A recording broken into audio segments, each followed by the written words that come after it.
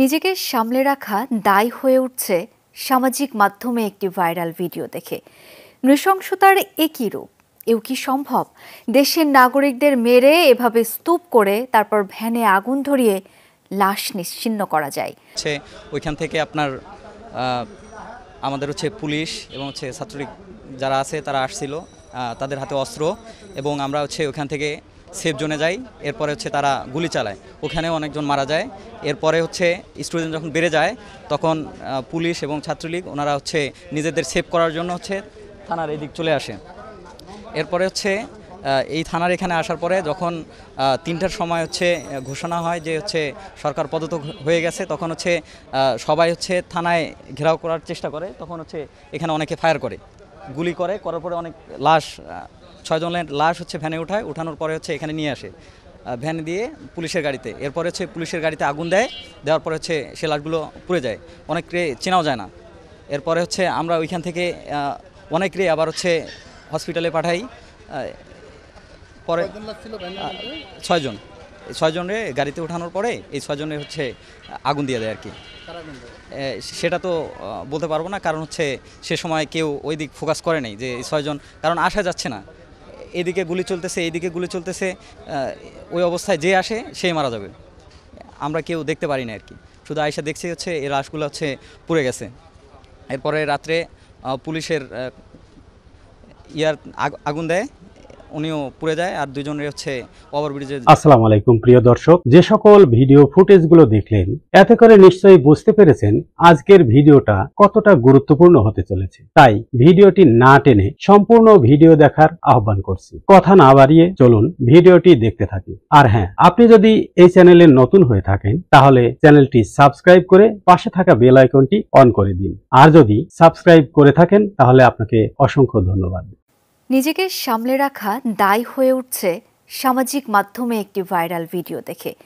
নৃশংসতার একই রূপ। এও কি সম্ভব? দেশের নাগরিকদের মেরে এভাবে স্তূপ করে তারপর ভ্যানে আগুন ধরিয়ে লাশ নিশ্চিহ্ন করা যায় শুধু ক্ষমতা আর ক্ষমতার পাহারাদারিত্বের জন্য। ঘটনাটি আশুলিয়ার। যাদের মরদেহ পুড়িয়ে দেওয়া হয়েছিল তাদের মধ্যে 4 জনের স্বজনরা বুঝে পেয়েছেন আপনজনের প্রাণহীন দগ্ধ দেহ, বাকি 2 জনকে শনাক্তই করা যায়নি। স্থানীয়রা জানান, সারা দেশে যখন বিজয় উল্লাস চলছিল সেই 5 আগস্ট ঘটে এই বর্বরতা। 5 আগস্ট 2024 দুপুর থেকে বিজয় উল্লাস ঢাকাসহ সারা দেশে। ছাত্র জনতার অভ্যুত্থানে পালিয়ে যান শেখ হাসিনা। একদিকে যখন আনন্দে আত্মহারা লাখো কোটি মানুষ, অন্যদিকে তখনও চলছিল খুনিদের বর্বরতা, যেগুলোর নমুনা বেরিয়ে আসছে ধীরে ধীরে।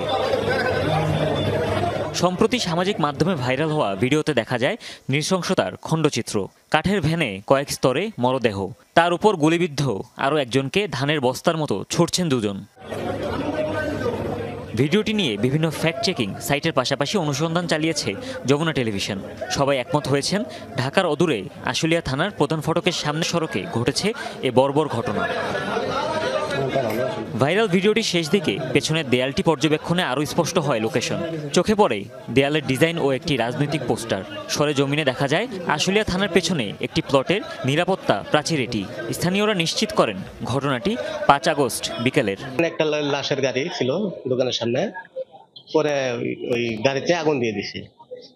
আগুন দেওয়ার পরে মনে করেন আমরা তো আর এখানে ছিলাম না, ছিলাম বাসা, এদিক তো আসতেই পারিনি। রিপোর্ট লিখে আসলাম, এখান থেকে আমার আসতে দেয় না, এনে বস্তা দিয়ে বেড়া দিয়ে পিস্তল বন্দুক ধরে রাখছে। জানা যায় ভ্যানে মোট আন্দোলনরত ছাত্র জনতার 6টি মরদেহ তোলা হয়। শনিবার বিকেল পর্যন্ত পরিচয় পাওয়া গেছে 4 জনের। তারা হলেন সাজ্জাদ হোসেন সজল, তানজিল আহমেদ সুজয়, বাইজিদ ও সবরু হুমায়ুন। তাদের মরদেহ বুঝে পেয়েছেন স্বজনরা, বাকি 2 জনের পরিচয় পাওয়া যায়নি। স্থানীয়রা মনে করছেন পরিচয় তো বটেই, মরদেহগুলো নিশ্চিহ্ন করে দিতে পুড়িয়ে ফেলা হয় আন্দোলনকারীদের। এই গুলিতে 6 জনের মারে এবং ভ্যান দিয়ে লাশ নিয়ে আসে, এখানে পেট্রোল দিয়ে জ্বালাই দেয় আর কি।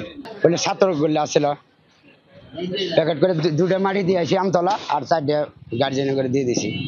যারা স্বজন হারিয়েছেন তাদের চোখে মুখে এখনো ক্ষোভ আর হতাশা। মানুষ মানুষের সঙ্গে এমন আচরণ করতে পারে দুঃস্বপ্নেও ভাবতে পারেননি তারা। বাসায় যায় নাই, ও বলছে যে আমি বিজয় মিছিলে ওইখানে যাব। পরে ওই মিছিলিতে গেছিল, তারপরে থেকে ওর ফোন অফ তারপরে ওই দিনকে সারাদিন ফোন দিছি, আর ফোন বন্ধ, ফোনে পাওয়া যায় না। তারপরের দিন লাশ পাওয়া গেছে ওখান থেকে, ওই থানা থেকেই আমার কাছে ফোন ছিল।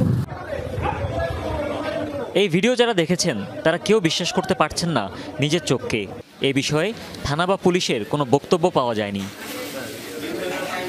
হুমায়ুন রশিদ, যমুনা নিউজ। 6টা বলে ছাত্র গুলো আসছিল, প্যাকেট করে দুটো মাটি দিয়ে আসি আমতলা, আর 4টে গার্জেনে করে দিয়ে দিছি। তার এই যে 3 রাস্তার মাথায় কি যে এখান থেকে পরে পাবলিক ধাক্কায় বাইরে নিছে। কত ক্লাস ছিল এটা? 5-7টা হইব, তার গণি নাই। এখানে আগুন দিল কে? আগুন কে দিয়েছে তা তো আমরা তো না আসছিলাম না, আমরা ওখান থেকে আগুন দেখে তারপরে আইছি। আচ্ছা ঠিক আছে। তার এই যে 3 রাস্তার মাথায় কি যে এখান থেকে পরে পাবলিক ধাক্কায় বাইরে নিছে। কত ক্লাস ছিল এটা? 5-7টা হইব, তার গণি নাই। কি আপনি যে বললেন যে বাইরে আগুন কে দিয়েছে তা তো আমরা তো না আসছিলাম না। আইসি সাইডে দেখলাম যে একজন পুলিশ ঝুলানো, এটা দেখলাম। তারপরে এমএলএ এলাম এই সাইডে এসে দেখলাম যে 17-18 জন পেছাই না, মানে পুরানো এই গাড়িতে, পুলিশের গাড়িতে। তারপরে ওখান থেকে এটা দেখে আইসে এই জায়গায় এলাম, এই জায়গায় আবার দেখলাম যে অনেক গাড়ি পুরানো, আর এই জায়গায় একটা লাশ আর কি, এটাই দেখছি। এই যে এখানে যে অনেকগুলা লাশ পুরা গেছে, এটা তাও দেখি নাই, আমি কিছুই দেখি নাই। আচ্ছা ঠিক আছে। দেখছি বিষয়টা একটু বলেন তো, কি দেখছেন আপনি? এখানে যে আন্দোলন হয় এখানে আমরা ছিলাম স্টুডেন্টরা। আমাদের বাসা হচ্ছে বাইফেল পশ্চিমপাড়া, ওইখান থেকে এসি পরিবহন। প্রথমে হচ্ছে সব স্টুডেন্ট আমরা আপনার ওই যে বাইপেল যে রাউন্ড আছে ট্রাফিক পুলিশ বক্সের ওইখানে সবাই ওইখানে গেছিলাম। এরপরে হচ্ছে ওইখান থেকে আপনার আমাদের হচ্ছে পুলিশ এবং হচ্ছে ছাত্রলীগ যারা আছে তারা আসছিল, তাদের হাতে অস্ত্র, এবং আমরা হচ্ছে ওইখান থেকে সেফ জোনে যাই। এরপরে হচ্ছে তারা গুলি চালায়, ওখানেও অনেকজন মারা যায়। এরপরে হচ্ছে স্টুডেন্ট যখন বেড়ে যায় তখন পুলিশ এবং ছাত্রলীগ ওনারা হচ্ছে নিজেদের সেভ করার জন্য হচ্ছে থানার এদিক চলে আসে। এরপরে হচ্ছে এই থানার এখানে আসার পরে যখন 3টার সময় হচ্ছে ঘোষণা হয় যে হচ্ছে সরকার পদত্যাগ হয়ে গেছে, তখন হচ্ছে সবাই হচ্ছে থানায় ঘেরাও করার চেষ্টা করে। তখন হচ্ছে এখানে অনেকে ফায়ার করে, গুলি করার পরে অনেক লাশ, 6 জনের লাশ হচ্ছে ভ্যানে উঠানোর পরে হচ্ছে এখানে নিয়ে আসে ভ্যানে দিয়ে পুলিশের গাড়িতে। এরপরে হচ্ছে পুলিশের গাড়িতে আগুন দেওয়ার পরে হচ্ছে সে লাশগুলো পুড়ে যায়, অনেককে চেনাও যায় না। এরপরে হচ্ছে আমরা ওইখান থেকে অনেকরে আবার হচ্ছে হসপিটালে পাঠাই। পরে 6 জন, এই 6 জনের গাড়িতে ওঠানোর পরে এই 6 জনের হচ্ছে আগুন দিয়ে দেয় আর কি।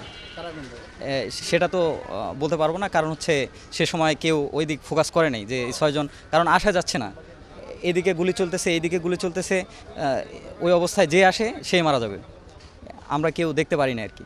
শুধু আয়সা দেখছি হচ্ছে এই লাশগুলো হচ্ছে পুড়ে গেছে। এরপরে রাত্রে পুলিশের